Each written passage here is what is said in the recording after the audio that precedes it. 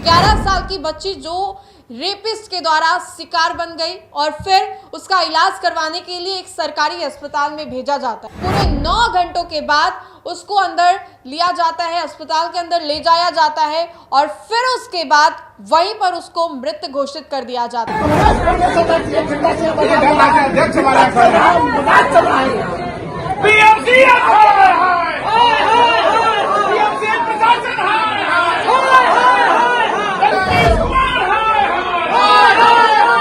क्या विपक्ष जानबूझकर वो रेप पीड़िता को पीएमसीएच लेकर के गई थी? इसके बावजूद भी आप लोग बोलेंगे क्या 9 घंटे उस रेप पीड़िता को इंतजार नहीं कराया गया था?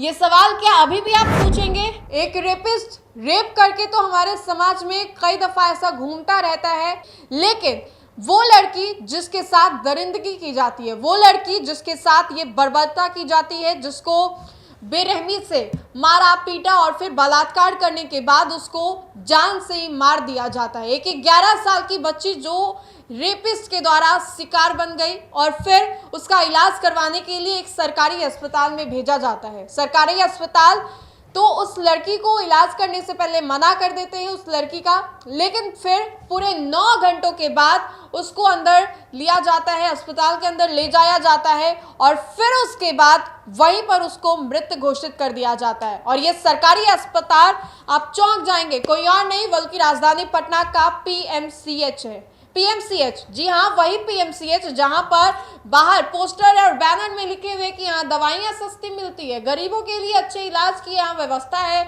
यहाँ सरकारी डॉक्टर्स हैं, किसी भी प्रकार की कोई असुविधा नहीं होगी। लेकिन असुविधा देने वाले सबसे ज्यादा डॉक्टर्स जो हैं वो पीएमसीएच में बैठे हुए हैं। यहाँ पर दादागिरी चलती है, रंगदारी चलती है और तब जाकर के आपको एक बेड मिलेगा। एक रेपिस्ट जो कि एक 11 साल की लड़की का रेप कर देता है, बलात्कार करता है और फिर उस लड़की का इलाज कराने के लिए मुजफ्फरपुर से पटना लाया जाता है और फिर पटना लाकर जब पीएमसीएच के दरवाजे पर पूरे 9 घंटे तक उसको रोका जाता है और फिर उसके बावजूद भी उसका इलाज करने से इनकार कर दिया जाता है और फिर जैसे तैसे मना करके उसको अंदर भेजा जाता है और फिर वहीं पर वो मृत घोषित हो जाता है। क्या पीएमसीएच की लचर व्यवस्था नहीं है?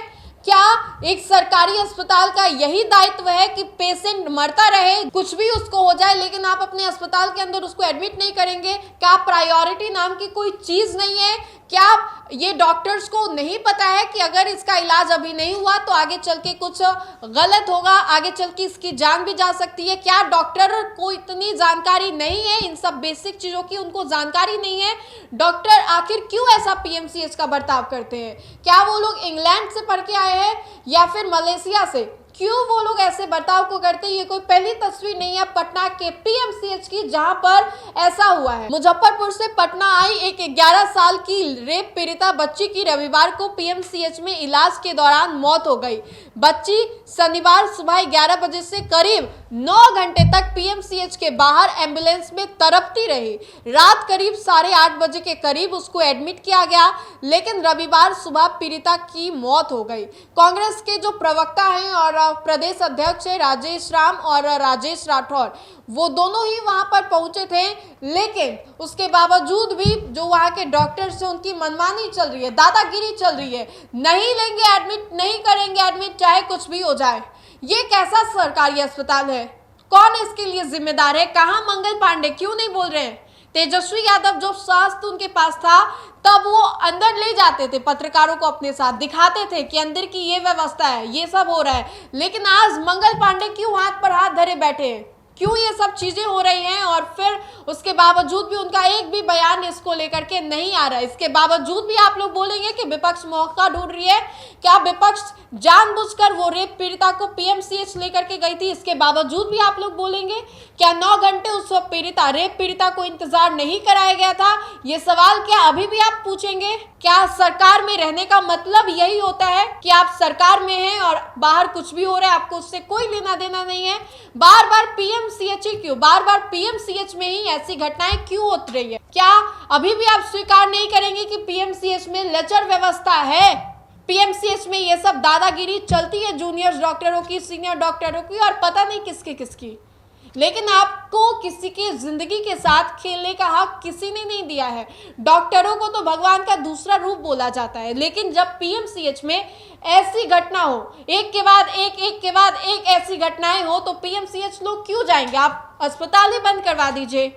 आप एक नए बिल्डिंग का इनॉग्रेशन करवाने वाले हैं और को पूरे तरीके से तैयार कर रहे हैं, और उससे पहले पुरानी बिल्डिंग में इतनी सारी लाशें बिछ रही हैं। रेप पीड़िता जो कि दर्द से कह रही होगी, उस लड़की के पास कोई नहीं था अपना बोलने के लिए। जिस लड़की के साथ रेप होता है उस पे क्या बीतती है, एक पिता के तौर पे आप समझ सकते हैं कि उसकी बेटी पे क्या बीत रहा होगा। लेकिन इसके बावजूद भी पीएमसीएच ने उसको 9 घंटे उसको बाहर रखा, इलाज से इनकार कर दिया और जैसे तैसे करके उसको फिर अंदर एंट्री दी जाती है। आखिर कौन है इस पूरे लचर व्यवस्था का जिम्मेदार? अब तो लड़की बीच में नहीं रही, रेपिस्ट तो खुलेआम हमारे समाज में घूम रहा है, लेकिन जिसके साथ गलत हुआ आप उसको भी स्वीकार करने से मना कर रहे हैं। क्या यही एक सरकारी डॉक्टरों की जिम्मेदारी है? ये गैर जिम्मेदार पर नहीं है।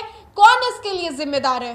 बार बार ये सवाल पूछेगा और बिहार की जनता ही ये सवाल पूछेगी, क्योंकि बिहार विधानसभा का चुनाव आ रहा है और चुनाव से पहले लचर व्यवस्था, कुव्यवस्था, कोई हिचक नहीं है बोलने में, बताने में कि पीएमसीएच में ये सब चल रहा है। और लगातार हम आपको तस्वीर दिखाएंगे कि पीएमसीएच की ये कुव्यवस्था अब दिन प्रतिदिन बढ़ती जा रही है, दादागिरी चल रही है। ये अब चलने वाला नहीं है, क्योंकि आपको सामने आकर के बोलना ही पड़ेगा। पीएमसीएच में ये सब जो हो रहा है, एक के बाद एक ऐसी घटनाएं हो रही है। रेप पीड़िता पे क्या बीत रहा होगा, उसके परिवार पे क्या बीत रहा होगा, जिसकी बेटी के साथ पहले गलत होता है, अब बेटी भी दुनिया से चली गई। कौन उसके लिए हक के लिए लड़ेगा? कई ऐसे पेंडिंग केस कोर्ट में अभी भी पेंडिंग चल रहे हैं रेप को लेकर के। रेपिस्ट खुलेआम घूमते और जो पीड़िता होती है उनको समाज जो है वो झटकार देता है, साइड कर देता है। कई दफा तो वो सुसाइड भी अटेम्प्ट कर लेती हैं। लेकिन पीएमसीएच में ये सब आखिर कैसे, क्यों? क्या वहां पे कोई पिता नहीं था?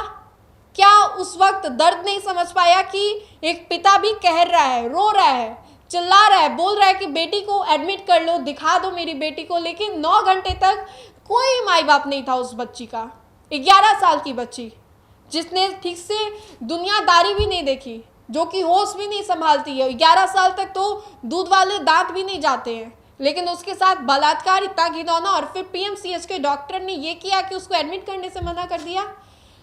बहरहाल इस पूरे वीडियो को लेकर के आप अपनी प्रतिक्रिया जरूर बताएं। बहुत बहुत शुक्रिया।